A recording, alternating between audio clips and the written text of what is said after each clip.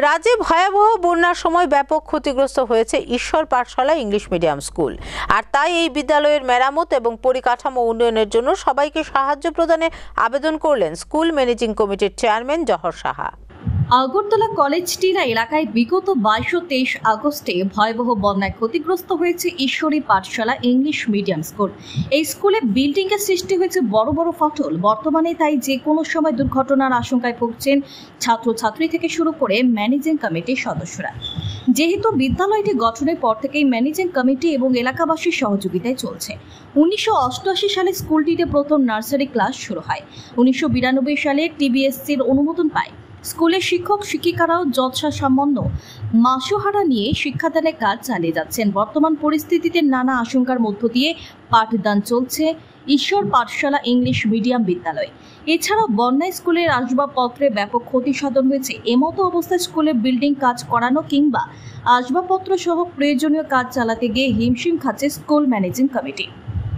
তাই এলাকার কচিকাঁচা শিশুদের স্বার্থে বিদ্যালয়ের পঠন পাঠন চালিয়ে যাওয়ার জন্য এবং স্কুল বিল্ডিং মেরামত ও আসবাবপত্রের জন্য সরকারি কিংবা বেসরকারি সমাজসেবীদের প্রতি সাহায্য প্রদানের অনুরোধ করেছেন স্কুলের ম্যানেজিং কমিটির চেয়ারম্যান জহর সাহা। এদিনের সাংবাদিক সম্মেলনে ম্যানেজিং কমিটির চেয়ারম্যান ছাড়াও অন্যান্যরা উপস্থিত ছিলেন। এই প্রতিষ্ঠানের মধ্যে দিয়ে আমরা যাতে মানুষ গড়তে পারি, এই যে ছোট ছোট কচিকাঁচা যারা আছে তারা যাতে সমাজে প্রতিষ্ঠা লাভ করতে পারে, সেই লক্ষ্য নিয়েই এই স্কুলটা প্রতিষ্ঠা করা। এবং এখানে যারা ম্যাডাম, প্রিন্সিপাল ম্যাডাম আছেন, আরও এখানে আমার ম্যাডামেরা আছেন, তারা কিন্তু কেউ কোনো বেতন নিচ্ছেন না।